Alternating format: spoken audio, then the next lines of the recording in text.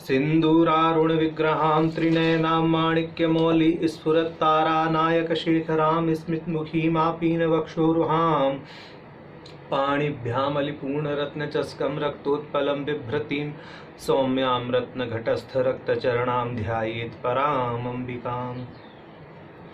अरुणां करुणातरङ्गिताक्षीं धृतपाशाङ्कुशपुष्पबाणचापाम् अणिमादिभिरावृता मयूखैः अहमित्येव विभावये भवानीम्।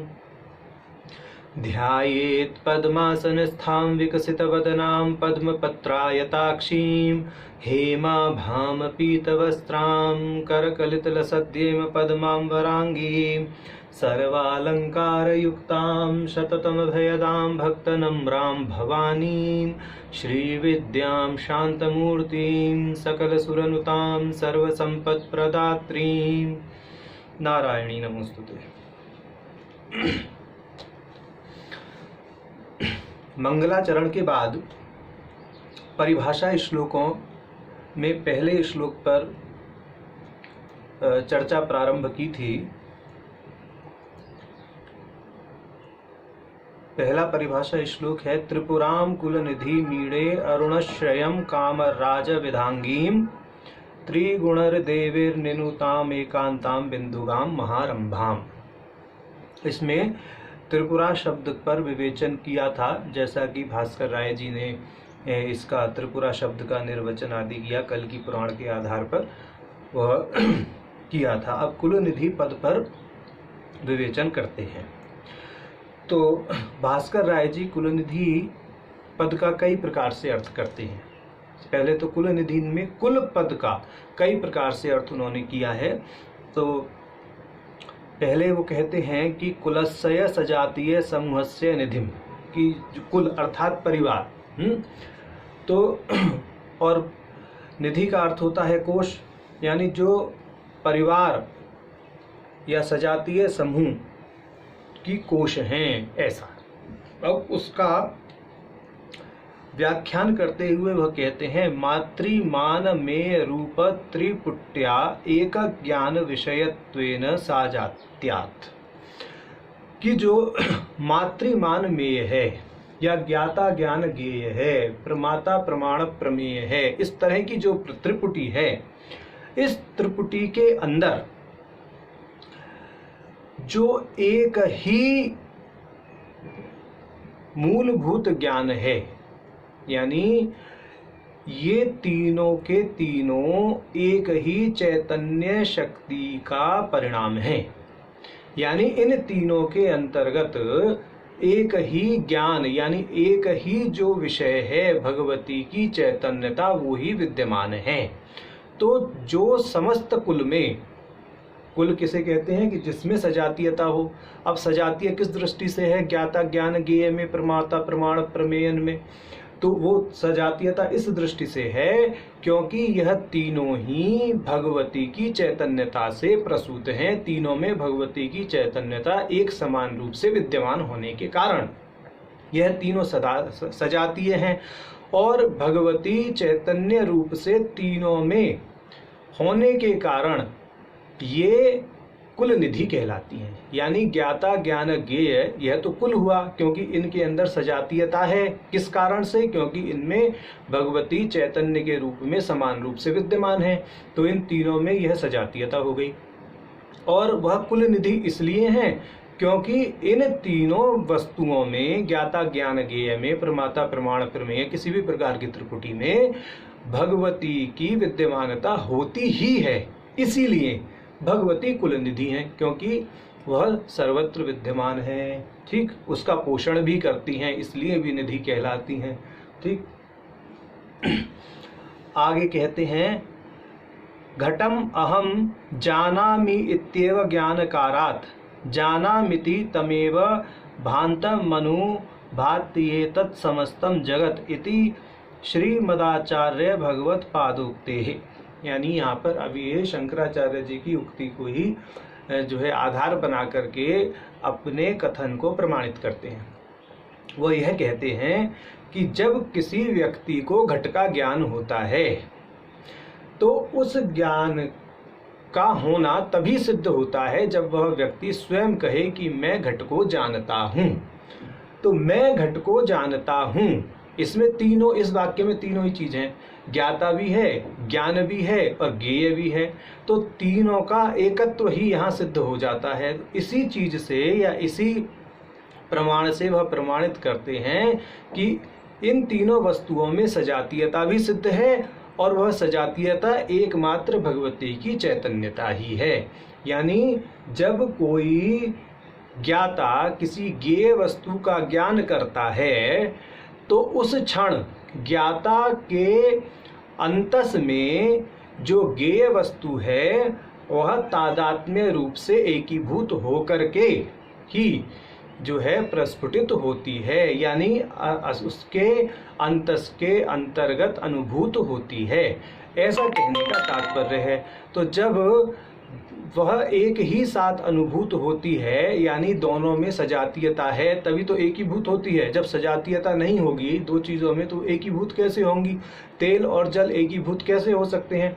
आपस में मिल ही नहीं सकते। सजातीयता होगी तो वो एक साथ हो जाएंगे, जिनके अंदर सजातीयता नहीं है वो एक साथ नहीं होंगे।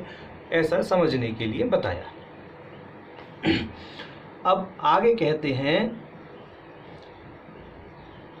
तदैव ही कुलम, यानी सजातीयता होने के कारण ही वो कुल कहलाता है।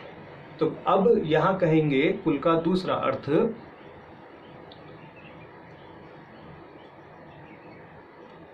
सजातीयई कुलम यूयम इति, कि कोश का कहना है कि जो कुल है उसका एक अर्थ गण या जाति भी होता है। गण या जाति भी होता है। या अब ये कहते हैं परम शिवादि स्वगुरु पर्यंतो वंशो वा कुलम। या ऐसा भी है कि आध्यात्मिक परंपरा के अंतर्गत सदा शिव से प्रारंभ करके अपने गुरु तक जो परंपरा है वह भी कुल कहलाती है, ऐसा इन्होंने यहाँ कहा। अब संख्या वंशीय नेति पाणिनि सूत्रे, कि पाणिनि का एक सूत्र है संख्या वंशीयन। इस पाणिनि सूत्र से या इस पाणिनि सूत्र का महाभाष्य में जो अर्थ है वह वहाँ बताया है कि वंश दो प्रकार का होता है। कैसे? संख्या वंशीयन। संख्या का अर्थ यहाँ कहा विद्या, तो एक तो विद्या के आधार पर और दूसरा वंश के आधार पर। तो कुल दो प्रकार का है। जैसे जो श्री विद्या के साधक हैं वह समझते हैं कि उनका श्री कुल है क्योंकि विद्या के आधार पर कुल बना, और एक अपने अपने जिस गोत्र में जिसका जन्म हुआ अपने वंश के अनुसार वह उनका अपना एक कुल है। तो इस प्रकार कुल के विषय में भास्कर राय जी चर्चा करते हैं। तो कुल विद्या से और जन्म से इस प्रकार भी सिद्ध होता है, और उसको वंशो द्विधा विद्या जन्मना चेति महाभाष्यादाचारो वाकुलम। तो वंश और विद्या से, वंश से और विद्या से दो प्रकार से कुल है, या इस प्रकार से कहें कि अपने आचार के अनुसार भी कुल को माना जाता है। यानी जो जैसा आचरण करता है वैसा कुल, जैसे दक्षिणाचारी, वामाचारी, समयाचारी, इस तरह से समझना चाहिए। भविष्य पुराण का एक कथन कहते हैं, ना कुलम कुलम इत्याहु आचारः कुलम उच्यते, आचार रहितो राजन नेह नामुत्र नंदती। कि वास्तव में जो कुल है वंश को नहीं समझना चाहिए, आचरण को ही कुल समझना चाहिए, क्योंकि जो आचार से रहित होता है, आचार मतलब सदाचार से रहित होता है, वह इस लोक में तो क्या परलोक में भी सुखी नहीं रहता।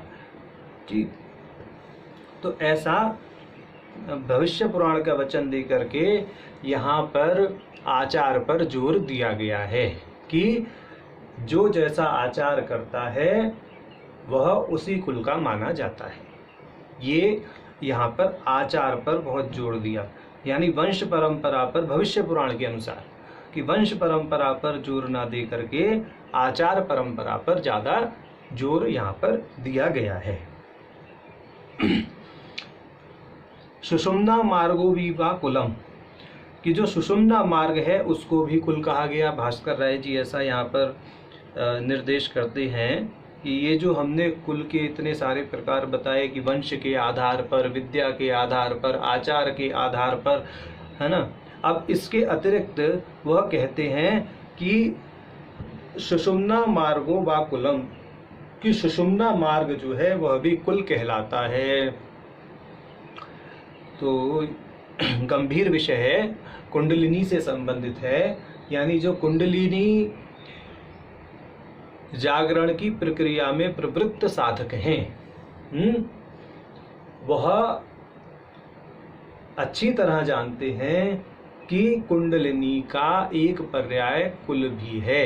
जैसे कुल संकेत पालनी, कुल रस शब्द का प्रयोग बहुत होता है, उससे भी समझना चाहिए। कुल रस का अर्थ ही है कि कुंडलिनी से निस्सृत होने वाला आनंद रस। तो यहाँ कुल शब्द का अर्थ कुंडलिनी या सुषुम्ना मार्ग को भी समझना चाहिए। अब कुल शब्द का एक अलग अर्थ करते हैं। कुह पृथ्वी तत्वम लीयते यस्मिन् तदाधार चक्रम तस्य शक्तस्य संबंधात्।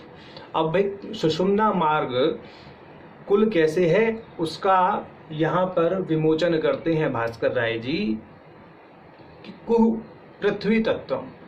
कुह शब्द से, यानी कुह शब्द पृथ्वी तत्व का सूचक है। लीयते यस्मिन् तदाधार चक्रम, तो जहाँ पर पृथ्वी तत्व लीन होता है, पृथ्वी तत्व लीन होता है वह है मूलाधार चक्र, यानी मूलाधार चक्र ही पृथ्वी तत्व से संबंधित भी है। तो जहाँ पृथ्वी तत्व लीन होता है उसको कुल कहते हैं, यानी मूलाधार चक्र को ही इन्होंने कुल बोल दिया, या मूलाधार का जो केंद्र है वही कुल है, इस तरह से समझना चाहिए।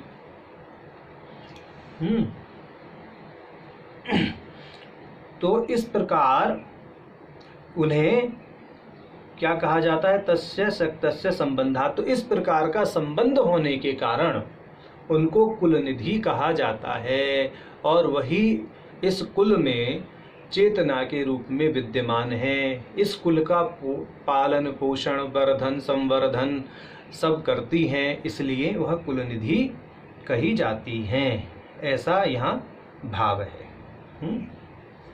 अब है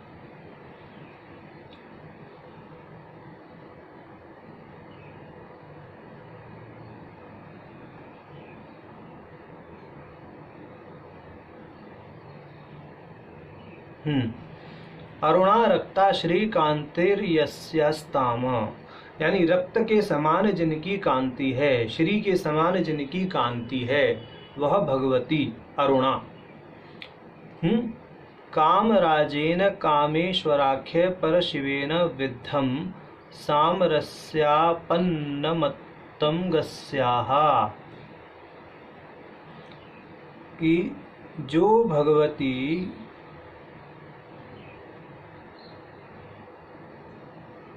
कामराज के समान जिनके शरीर की शोभा है, बड़ा करो इसको, ठीक है, कामराज के समान जिनके शरीर की शोभा है, ऐसी भगवती ललिता देवी।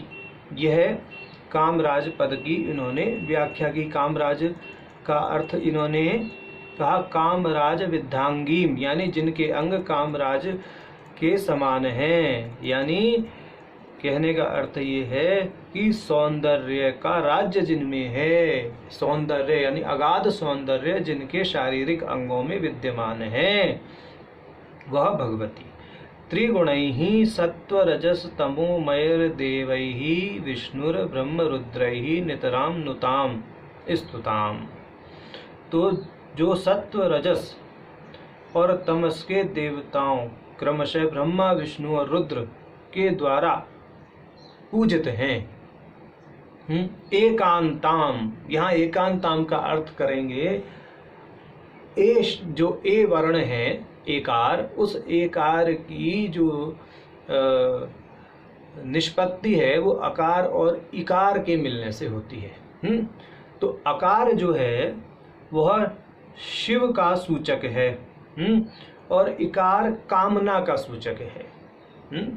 तो इस दृष्टि से जो एकार है उसका अर्थ होगा शिव की कामना करने वाली। तो एकांताम, ए का अर्थ हो गया शिव की कामना करने वाली कांता, तो वह भगवती जो शिव की कामना करें। तो ऐसा अर्थ यहाँ पर इन्होंने यानी भास्कर राय जी ने किया है। बिंदुगाम,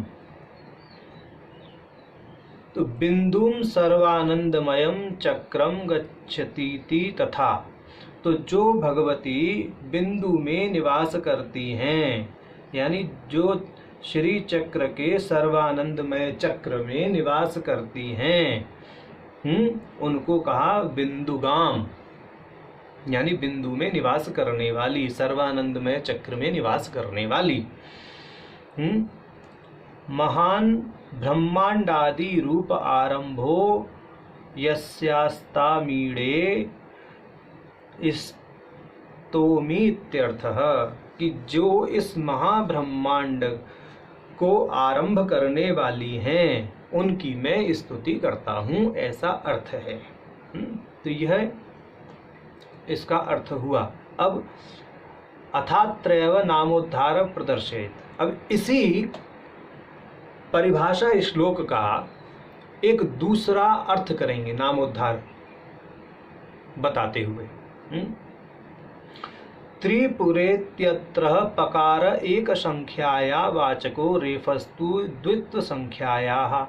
ये कहते हैं कि जो अब त्रिपुरा पद है उसका दोबारा अर्थ करते हैं दूसरे प्रकार से कि त्रिपुरा में जो पकार है वो एक का वाचक है और जो रेफ है वह दो का वाचक है। यह कैसे और कहाँ से नियम आया? तो इसके लिए वह एक वररुचि का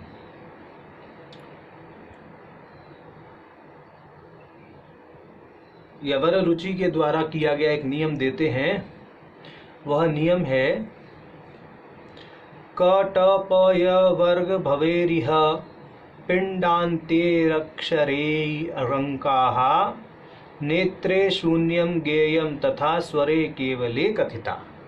मतलब कवर्ग, टवर्ग, पवर्ग, यवर्ग, इन चार वर्गों में यह समझना चाहिए जैसे क ख ग घ ण ये 5 वर्ण हैं तो ये 1 2 3 4 5 के सूचक हैं।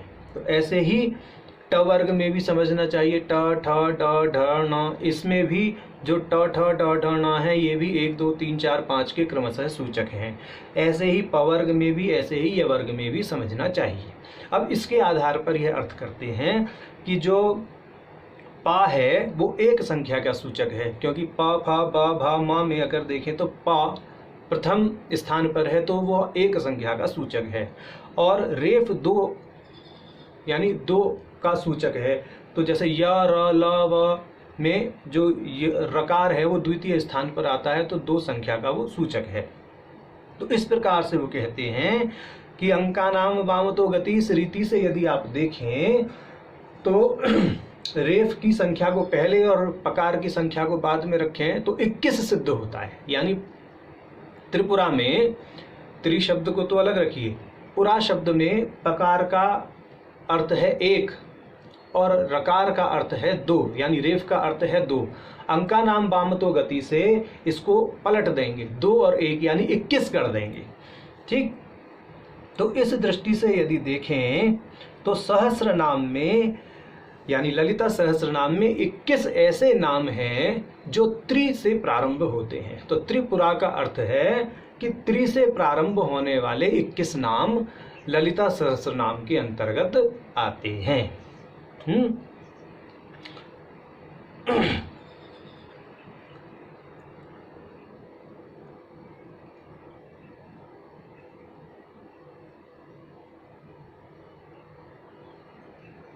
तो यह नाम 21 हैं जो त्रि से प्रारंभ होते हैं।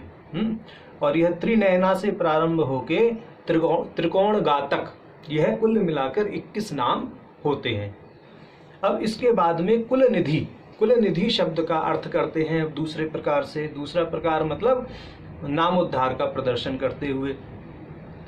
तो निधि शब्द नौकावाचक होता है। निधि शब्द नौकावाचक बताया। निधयो नव, नवग्रह द्वारा निधि प्रजेशा इति छांदसीय वचनात्। तो इस वचन के अनुसार जो निधि शब्द है वह नौकावाचक सिद्ध होता है। और जो कुल पद है उस कुल पद से प्रारंभ होने वाले जो नाम होंगे वो 9 होंगे। यानी ललिता सहस्रनाम में कुल निधि के आधार पर यह सिद्ध होता है कि कुल से प्रारंभ होने वाले नाम, कुल पद से प्रारंभ होने वाले नाम 9 हैं। कौन कौन से नाम हैं वो? कुलामृतेक रसिका से लेकर के कुल रूपणी तक, कुल मिलाकर के यह 9 नाम सिद्ध होते हैं। अब अरुणः, तो अरुणः का अर्थ है सूर्य। सूर्य कितने? 12। ठीक, तो सूर्य हैं 12। और जो अरुण पद है वह इसमें जो श्लोक में आया है अरुणश्रियम, इस तरह से पद आया है। तो यानी अरुणश्रियम का अर्थ हो गया कि 12 नाम ऐसे हैं जो श्री से प्रारंभ होते हैं। श्री माता से लेकर के श्री शिवा तक ये कुल 12 नाम हैं जो श्री से प्रारंभ होते हैं। कामराज, देखिए काम शब्द 16 की संख्या का बोध कराता है। काम शब्द से 16 की संख्या समझनी चाहिए। राज संख्या भी 16 मानी जाती है। यानी कामराज में काम भी 16 का प्रतिनिधित्व करता है और राज भी 16 का प्रतिनिधित्व करता है। तो कहने का अर्थ ये है कि काम शब्द से प्रारंभ होने वाले जो कुल नाम हैं वह 16 सिद्ध होते हैं। कामेशबद्ध मांगल्य से प्रारंभ करके काम केली तरंगणी तक, ये काम से प्रारंभ होने वाले अगर हम नामों को परिगणित करेंगे, उनकी गणना करेंगे तो कुल मिलाकर के 16 नाम सिद्ध होंगे। अब विद्धांगी, विद्धांगी में जो धकार है वह 9 का प्रतीक करता है, यानी 9 का प्रतिनिधित्व करता है, वह 9 का प्रतीक है। और जो गा है वो 3 का प्रतीक है। अब इस प्रकार फिर वही अंका नाम वामतो गति, तो जो गा है उसका अंक पहले रखेंगे, धा का अंक बाद में, तो ये क्या हो जाएगा? ये हो जाएगा 39। यानी विद्धांगी के अनुसार धकार और गकार के प्रतीक अंकों के आधार पर जो 39 की संख्या सिद्ध होती है उसके आधार पर यह बोलते हैं कि वी से प्रारंभ होने वाले भगवती के 39 नाम हैं। विशुक्र प्राण हरणा से प्रारंभ होकर के विरागणी तक जो वी से प्रारंभ होने वाले नाम हैं उनकी संख्या 39 है। अब त्रिगुणै गुण निधिर गुणु प्रियाः, तो गुण होते हैं 3। तो ये केवल 3 नाम ऐसे हैं जैसे गुण निधि, गुण प्रिया, गुणातीता। तो ये गुण से प्रारंभ होने वाले 3 नाम ही ललिता सहस्रनाम के अंतर्गत परिगणित हैं। एकांताम नहीं, पहले निनुताम है। हाँ, तो निनुताम, निनुताम में जो नकार है वह 0 का प्रतीक है और तकार 6 का प्रतीक है। 6 मतलब षट का प्रतीक है। तो इस प्रकार नी से प्रारंभ होने वाले अंका नाम वामतो गति, तो पहले 6 रख लें बाद में 0 रख लें, 60 होता है। तो इस प्रकार नी से प्रारंभ होने वाले जो भगवती के कुल नाम हैं उनकी संख्या 60 है। निजारुण से लेकर के निरालंबा तक ये 60 नाम भगवती के ललिता सहस्रनाम में आते हैं। अब एकांताम, तो एकांताम में अर्थ है कि एक ही नाम है जो ताम से प्रारंभ होता है। ताम बूल पूरित मुखी, ऐसा एकांताम यानी ताम से एक ही नाम प्रारंभ होता है। बिंदुगाम, तो गा पुनः 3 का प्रतिनिधित्व करता है, संख्या 3 का, यानी तीसरी संख्या का प्रतिनिधित्व करता है। तो बिंदु से प्रारंभ होने वाले, यानी बिंदु पद से प्रारंभ होने वाले मात्र 3 नाम ही ललिता सहस्रनाम के अंतर्गत परिगणित हैं।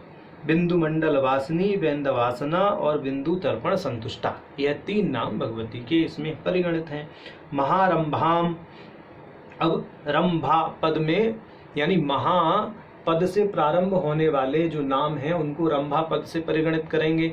जैसे रकार 2 का सूचक है, भकार प फ प भ 4 का सूचक है, अंका नाम वाम तो गति, तो भा का अंक पहले ले आएंगे, रेफ का अंक बाद में ले आएंगे, तो 42 होता है। तो इस प्रकार महा पद से प्रारंभ होने वाले भगवती के 42 नाम ऐसे हैं जो ललिता सहस्र नाम में परिगणित हैं। महालावण्या से महेशी तक ये 42 नाम भगवती के हैं।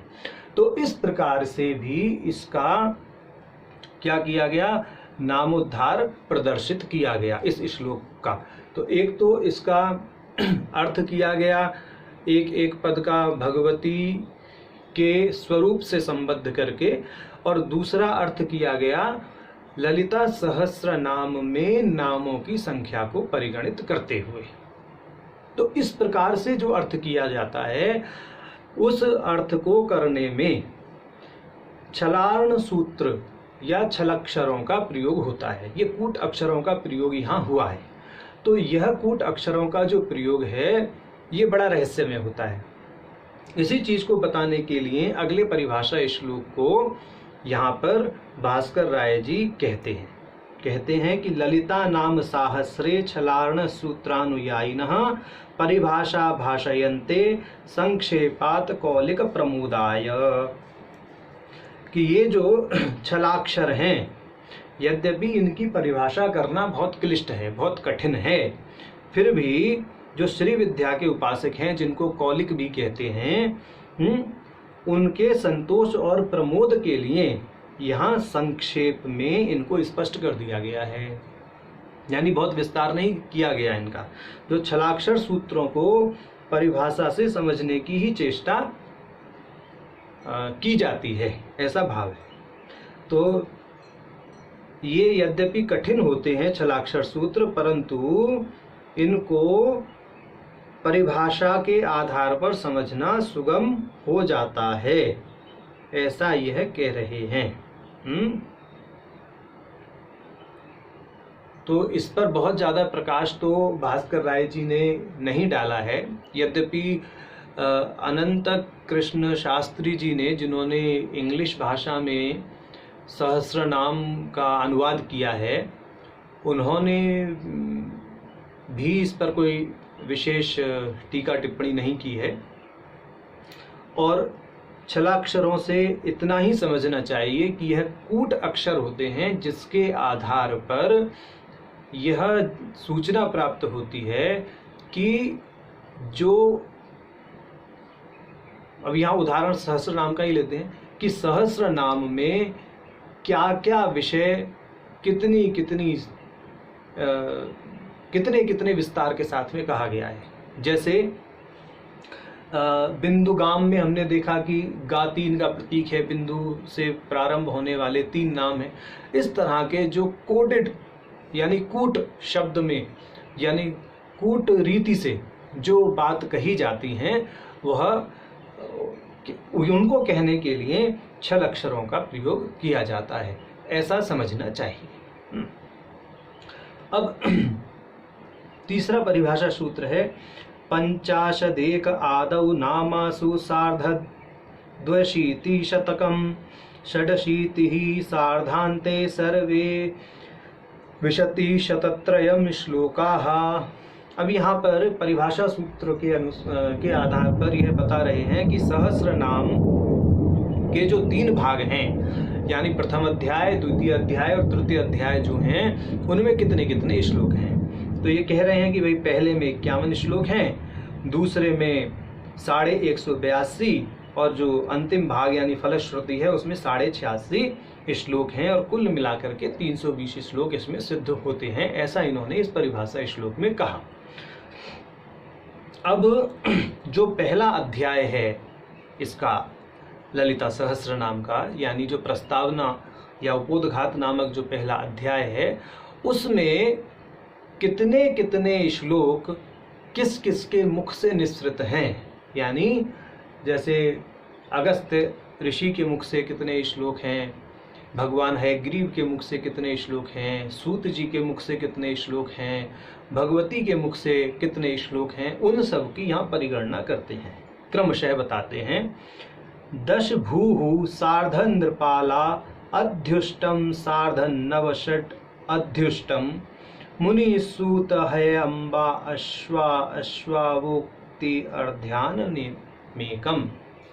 तो ये बोलते हैं कि जो प्रथम भाग है उसमें जो कुल 51 श्लोक हैं उनका विभाजन इस प्रकार है कि जो प्रारंभ के 10 श्लोक हैं, 10 भू, जो प्रारंभ के 10 श्लोक हैं वो अगस्त्य ऋषि के, यानी मुनि मतलब अगस्त्य ऋषि के मुख से निसृत हैं। उसके बाद जो एक श्लोक है वह एक श्लोक सूत जी के मुख से निसृत है। क्रमशः इन्होंने नाम दे रखे हैं कि मुनि सूत हय अम्बा, इस तरह से। फिर आगे के 16.5 श्लोक जो हैं वह भगवान हयग्रीव के मुख से कहे गए हैं। उसके बाद फिर भगवती के मुख से 3.5 श्लोक कहे गए हैं। इसमें जो पद आया है एक अध्युष्टम, उसका अर्थ ही 3.5 करा गया है, अध्युष्ट।